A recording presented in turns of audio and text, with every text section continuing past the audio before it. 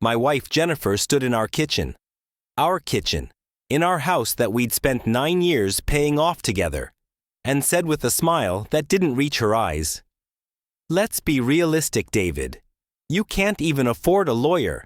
So just sign the papers, and we can both move on." I looked at the divorce settlement she'd slid across the granite countertop. She wanted the house. She wanted half my retirement account. She wanted $4,500 monthly alimony for 5 years. And she wanted me out in 30 days. I took a slow breath and replied, "You're probably right. I'll look these over." Her smile widened. What Jennifer didn't know, what she couldn't possibly have known because I'd never told her, was that my estranged older sister Catherine was one of the most feared divorce attorneys in the state. We hadn't spoken in 8 years, not since our father's funeral, when harsh words about his estate had driven a wedge between us that seemed permanent. But in that moment, watching my wife's triumphant expression, I knew exactly what I had to do. Here's what Jennifer didn't know about me. I'm careful, methodical. I'm an IT security specialist. I spend my days thinking about vulnerabilities, about what happens when people assume they're safe. I've never been flashy. I drive a 7-year-old Honda. I pack my lunch. I wear button-downs from outlet stores. Jennifer used to say she loved how down-to-earth I was. We met 11 years ago at a friend's barbecue. She was working in pharmaceutical sales, ambitious and energetic. I was the quiet guy who made decent money but didn't flaunt it. We dated for 2 years before getting married. The first 7 years were good, or so I thought. We bought the house together, a modest 3-bedroom in a good neighborhood. My salary covered the mortgage while hers paid for vacations and her considerable shopping habits. We talked about kids someday. We hosted dinner parties. We were, I believed, building a life. The change started about 18 months ago. Jennifer became distant. She started working late frequently, going out with her girls more often. She became critical. My job was boring. Our house was too small. Our life was going nowhere. She'd scroll through Instagram, showing me photos of her friends' exotic vacations and luxury cars, asking why we couldn't have those things. When I'd point out we were living within our means and building security, she'd roll her eyes. Then there was Madison Clark, her best friend since college.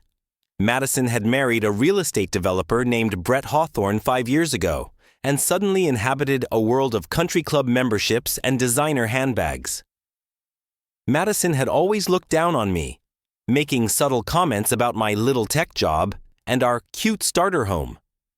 Whenever Jennifer spent time with Madison, she'd come home dissatisfied, picking fights about money and status. 3 weeks ago, I came home early from a conference that had been canceled. Jennifer's car was in the driveway alongside a silver Mercedes I didn't recognize. I walked in quietly. Old habit from trying not to disturb her when she worked from home. I heard voices from upstairs. Laughter. I stood at the bottom of the stairs for maybe 30 seconds, listening to my wife giggle in a way she hadn't giggled with me in over a year. I didn't storm up. I didn't confront.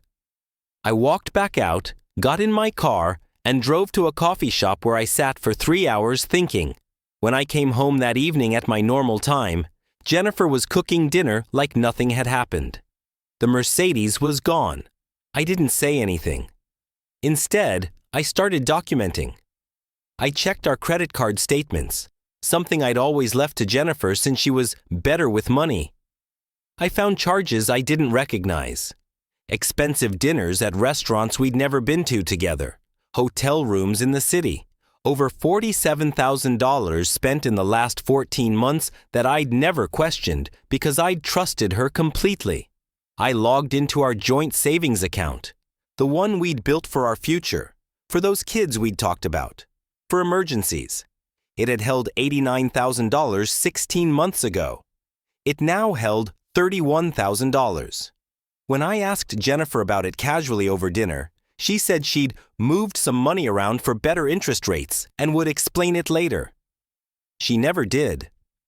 Then came that afternoon in the kitchen, the divorce papers, and her confident smirk. I've already talked to a lawyer, she said. He says I'm entitled to at least half of everything. Probably more since I've sacrificed my career advancement to support your boring lifestyle. She said it like she was doing me a favor by only asking for half. Brett says you'll probably just agree because fighting it would cost more than you'd save. Brett. Not Madison's husband Brett. Just Brett. The name fell from her lips with casual familiarity.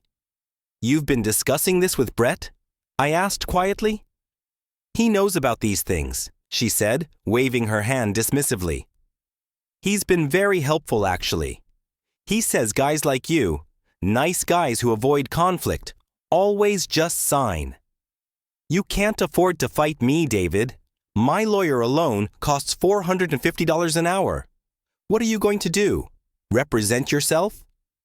I looked at her, really looked at her, and saw a stranger, this woman who I'd loved, who I'd built a life with, was standing in our kitchen telling me I was too weak and too poor to fight back. She'd already divided our life in her mind, already spent the money she'd get from me, already moved on to whoever was waiting in the wings. You're probably right, I said again. I'll sign them. She actually hugged me. I'm glad you're being mature about this, she said. Most men would make this ugly. That night, alone in the guest room where I'd been sleeping for 3 weeks, I stared at my phone for an hour before I finally pulled up my sister's contact. My finger hovered over the call button. Catherine and I hadn't parted well. Our father had left us his house and a small investment portfolio. Catherine had wanted to sell everything immediately and split it. I'd wanted to keep the house, buy her out slowly.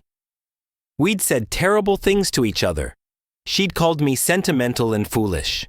I'd called her cold and greedy. We'd both been grieving and angry, and we'd burned the bridge between us to ashes. But Catherine was the best at what she did. Even estranged, even after 8 years of silence, she was my sister. I pressed the button. She answered on the 3rd ring. David. Her voice was cautious, surprised. Catherine. My voice cracked. I need help. There was a pause. Then, tell me everything. I talked for 45 minutes. I told her about Jennifer, about the changes, about the money, about Brett, about the papers sitting on the kitchen counter demanding I surrender everything I'd worked for. When I finished, there was silence on the line. You still have access to the financial records? Catherine asked, her voice shifting into lawyer mode. Everything. She doesn't know I've been documenting. Good. Don't sign anything. Forward me every statement, every receipt, every email you have. When's she demanding you respond? She wants an answer by Friday, 5 days. Perfect. We'll give her an answer on Friday. Catherine paused. David, this is going to get ugly. She's going to wish she'd been honest with you. Is that okay? She said I couldn't afford you. Catherine laughed. A sharp, dangerous sound I remembered from our childhood when someone had made the mistake of underestimating her. You don't have to afford me. I'm your sister. Now send me everything and don't let her know you've talked to me. That week was the longest of my life. Jennifer floated through the house making plans, talking on the phone about apartments she was looking at, lunches she was planning. On Wednesday, I saw her texting someone with a smile on her face. And when I walked by, she quickly locked her phone. On Thursday, Madison came over and they drank wine in the living room. And I heard Madison say, I told you he'd fold. Nice guys always do. Friday morning, Jennifer came downstairs, dressed like she was going to a business meeting. So, she said brightly, have you signed? I think we should meet with lawyers present, I said calmly. Her face hardened. David, don't be stupid. That's just going to cost you money you don't have. I've retained representation. She actually laughed. With what money? Who did you get? Some strip mall lawyer from a TV ad? Her name is Catherine Sterling. I watched the name. Register. Jennifer's smile faltered. That's There's a divorce lawyer named Catherine Sterling who's my sister. The color drained from her face. Catherine Sterling wasn't just any divorce lawyer. She'd made her reputation destroying people who tried to hide assets or commit fraud in divorce proceedings. She'd been featured in legal journals. She'd won cases against some of the most expensive lawyers in the state. She was known for being absolutely merciless. "You said you didn't talk to your sister," Jennifer whispered. "I didn't. Until Monday night. She's very interested in our case, particularly in where $58,000 from our savings account went." I kept my voice level. "She's requested a full forensic accounting. We have a meeting scheduled at the courthouse on Monday at 10 a.m. She suggests you bring your lawyer. All of your financial records, and anyone who's been advising you." Jennifer's hands started shaking. "David, let's talk about this." Monday, 10 a.m. Catherine's filing the response to your petition this afternoon. I walked out of the house and drove to work, my own hands shaking on the steering wheel. That evening, when I came home, Jennifer's car was gone. She didn't come back that night. The weekend crawled by. Catherine called Saturday morning. "David, this is even worse than you thought. I've had my forensic accountant do a preliminary review." "The money from your savings?" "It went to a joint account she opened with Brett Hawthorne. They've been planning this for over a year. There are emails, she didn't delete them from the cloud backup sloppy, where they discuss waiting until just before your 10-year anniversary so she could maximize alimony claims while you'd be less likely to fight." I felt sick. They planned this? Every detail. Brett's apparently done this before. His first wife got cleaned out in their divorce because he hid assets expertly. He was coaching Jennifer. The spending, that was deliberate. They were using your marital funds to finance their affair while depleting your joint savings so you'd be too financially strained to hire good representation. Catherine's voice was ice. "They thought you were a mark, David, an easy target, someone too nice to fight back. What happens Monday?" "Monday, we go to war." The courthouse on Monday morning was intimidating. All marble columns and echoing hallways. I arrived at 9:45 wearing my best suit, which was still visibly off the rack. Catherine was already there, and I barely recognized her. She wore a charcoal suit that probably cost more than my car, her hair pulled back severely, carrying a leather briefcase that looked like it could double as a weapon. She looked like exactly what she was. Dangerous. "David." She didn't hug me, but her eyes softened slightly. "Ready?" "I think so." "Conference room C. Don't say anything, unless I tell you to." "Let me handle this." We walked into the conference room. Jennifer was already there with her lawyer, a middle-aged man named Robert Crawford who looked far too confident for my comfort. Jennifer had dressed carefully. A conservative dress, minimal makeup, playing the role of the wronged wife. When she saw Catherine, her face went white. Crawford stood. "Ms. Sterling, I didn't realize you were. I thought this was a simple, uncontested." "Nothing about this is uncontested, Mr. Crawford." Catherine set her briefcase down with a thud that echoed. "Shall we begin?" Before Crawford could respond, the door opened again. Brett Hawthorne walked in, tall and tanned, wearing an expensive suit and an expression of casual superiority. "Sorry I'm late," he said. "Jennifer asked me to." He stopped when he saw Catherine. Her smile could have frozen fire. "Mr. Hawthorne, how convenient. I was hoping you'd attend." Catherine gestured to a chair. "Please sit. You're going to want to be seated for this." "I'm just here to support Jennifer," Brett said, but he sat down, and I noticed his confidence had cracked slightly. Catherine opened her briefcase and pulled out a stack of documents 6 inches thick. "Let's start with the petition for divorce. Mrs. Morrison requests the marital home, valued at $340,000, half of Mr. Morrison's retirement account totaling approximately $67,000, and monthly alimony of $4,500 for 5 years. She looked up. Her argument is that she's entitled to maintain the lifestyle she enjoyed during the marriage. Is that correct, Mr. Crawford? Yes, that's the basis of the petition. Interesting. Catherine pulled out another document. Because according to the forensic accounting we commissioned, Mrs. Morrison has spent $47,300 of marital funds over the last 14 months on expenses that exclusively benefited herself and Mr. Hawthorne here. Would you like me to read them? There's a particularly expensive weekend at the Belmont Hotel last April. The chocolate truffles on the room service bill alone cost more than my client spends on groceries in a month. Jennifer's face went from white to red. I can explain. Please don't. Catherine's voice cut like a scalpel. Because we're under oath in these proceedings, and I'd hate for you to commit perjury so early in the process. Mr. Crawford, your client has also depleted the marital savings account from $89,000 to $31,000, transferring funds to a joint account she established with Mr. Hawthorne. Were you aware of this? Crawford looked at Jennifer with an expression I can only describe as betrayed fury.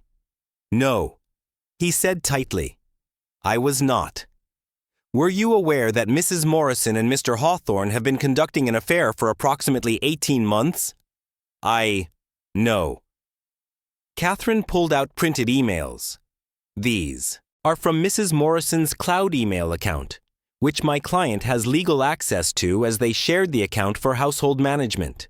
In them, Mrs. Morrison and Mr. Hawthorne discussed their relationship, their plans for Mrs. Morrison's divorce, and specifically, she put on reading glasses. And I quote, David's too nice to fight back. He'll probably just agree to everything. Brett says guys like him always do. She looked up at Jennifer, and her expression was predatory. You've spent over a year spending my client's money on your affair, depleting his savings, and planning to take his house based on the calculation that he was too weak and too poor to defend himself. Is that accurate? Jennifer's lawyer put his head in his hands. Brett Hawthorne had gone very still, staring at the table. Here's what happens next, Catherine continued, her voice conversational but absolutely firm. We're going to depose every witness. We're going to subpoena every financial record. We're going to request all communications between Mrs. Morrison, Mr. Hawthorne, and Madison Clark. Yes, Mrs. Clark is on our witness list too. And we're going to document exactly how marital funds were spent on an extramarital affair, while Mrs. Morrison lied to my client about their financial situation. Ms. Sterling, Crawford said weakly, perhaps we can discuss a more reasonable settlement. The time for reasonable settlements ended when your client handed my client papers, demanding he surrender everything he'd worked for while mocking his inability to defend himself. Catherine's voice could have cut steel. We're going to trial, and when we're done, your client will be fortunate to leave this marriage with her car and her clothing. Over the next 4 months, Catherine systematically demolished every argument Jennifer's lawyer attempted. The depositions were brutal.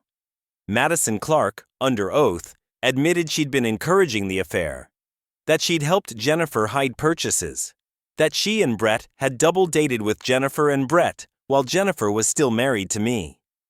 She tried to backtrack, but Catherine had receipts, literally.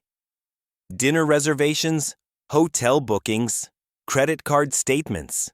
Brett Hawthorne's deposition was even worse. Catherine had discovered his pattern. He'd done this before, seducing married women, helping them divorce their husbands by hiding and spending marital assets, then moving on once the divorce was final, and the woman had access to her settlement. He'd done it to his first wife. He'd done it to at least 2 other women. He wasn't in love with Jennifer. He was a predator who'd identified a mark.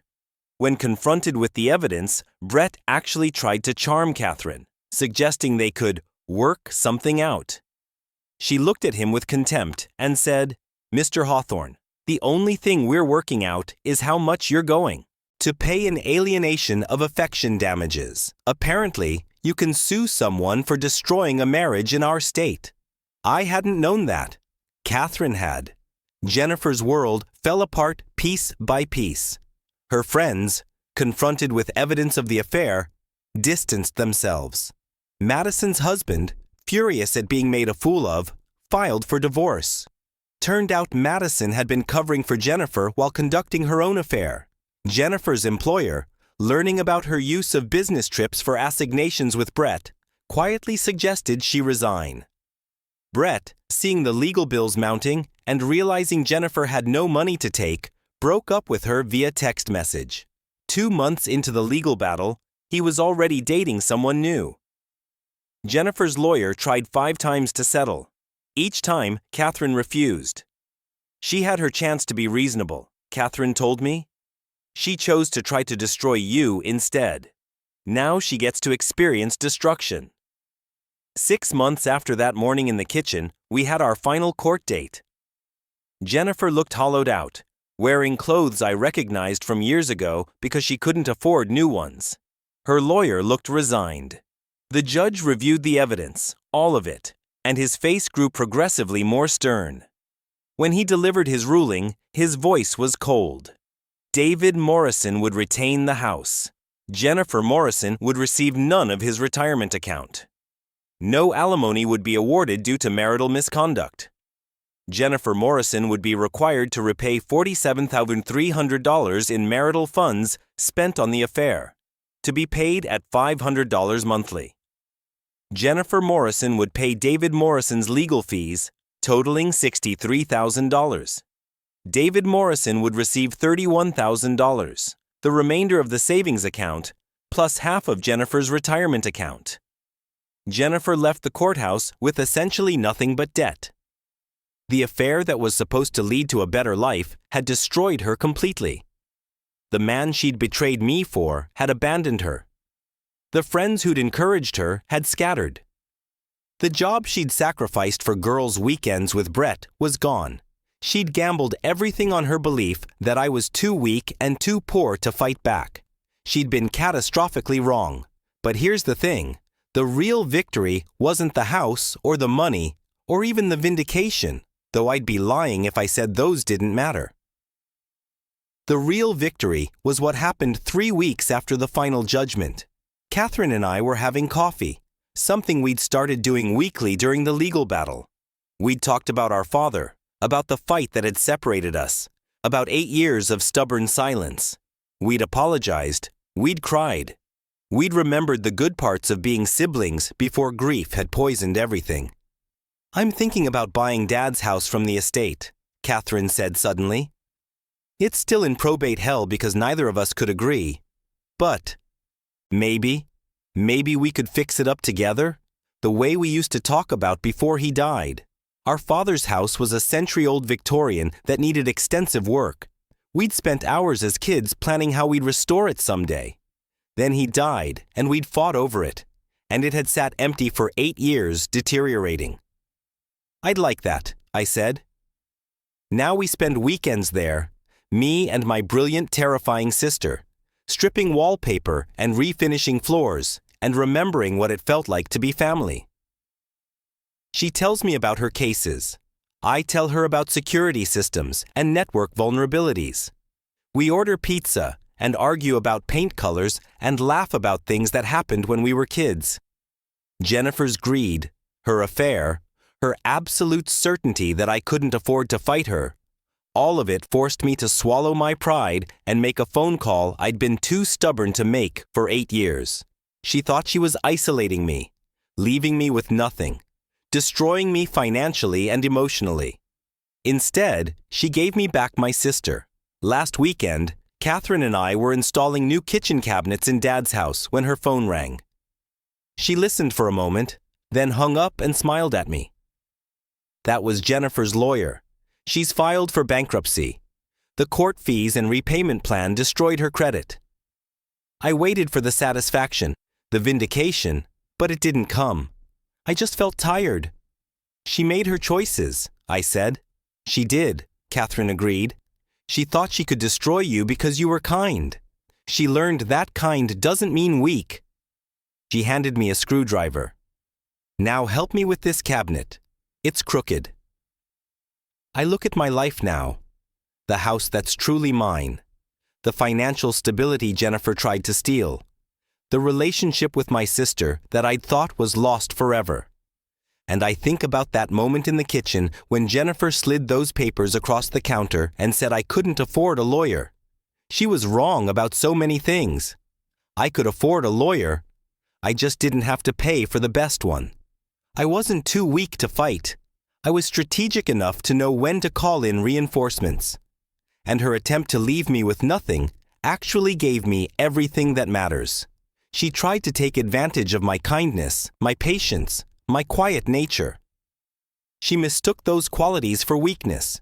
She learned too late that the most dangerous opponent is the one who's underestimated, who has nothing left to lose, and who has family that will go to war for them. Jennifer said I couldn't fight her. She was right. I couldn't. But Catherine could. And did. Actions have consequences. Jennifer's actions brought consequences she never imagined. Mine brought me back to family, to truth, to standing up for myself. Sometimes the best revenge isn't just winning. It's discovering that what you win back is worth so much more than what you were fighting for in the first place.